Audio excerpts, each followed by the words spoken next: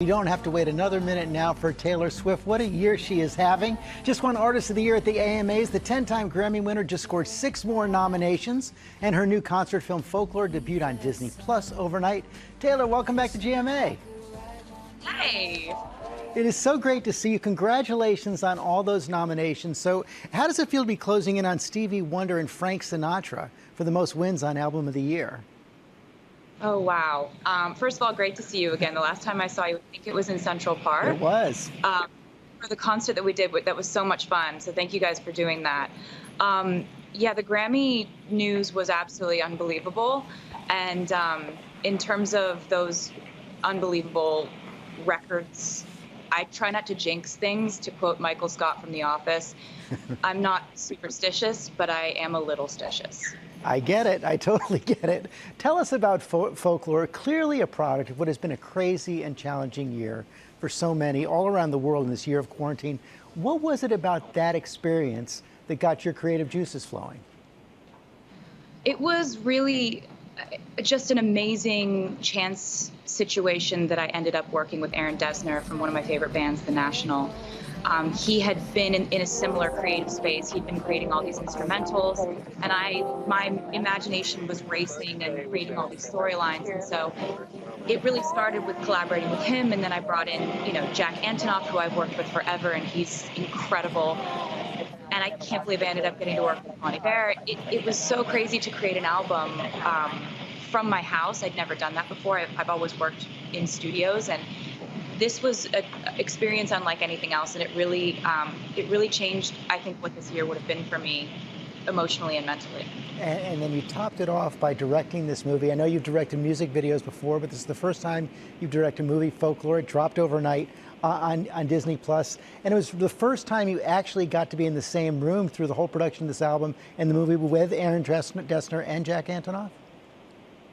Yes, it was actually. And one thing that's so amazing about getting to create with your collaborators is taking those songs from the studio and then getting to perform them and getting to connect with fans. And obviously we're doing things a little bit differently this year because concerts aren't happening. And so many times Jack and Aaron and I had said to each other, like, wouldn't it be so amazing if we could get in a room and perform these songs together and kind of feel that connection to the music in a live sense and provide a way to, in a way, do a concert for the fans. And so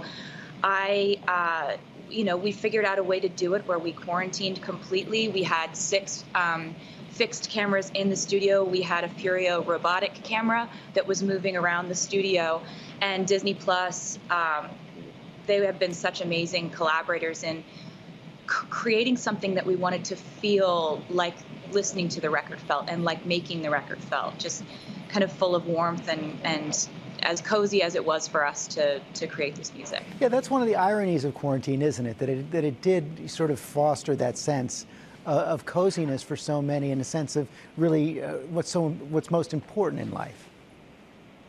It really does draw so much into profound focus. What matters to you,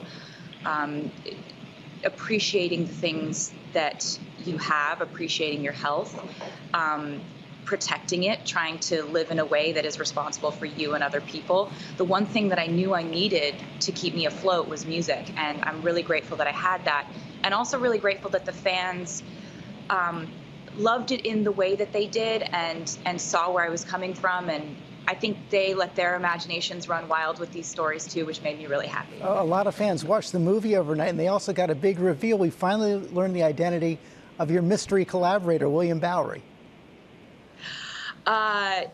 One thing about this special is that we got to delve into how we made the album, stories behind these lyrics, and it was really great to get to go behind the scenes and tell people, but you got to watch it in order to get the...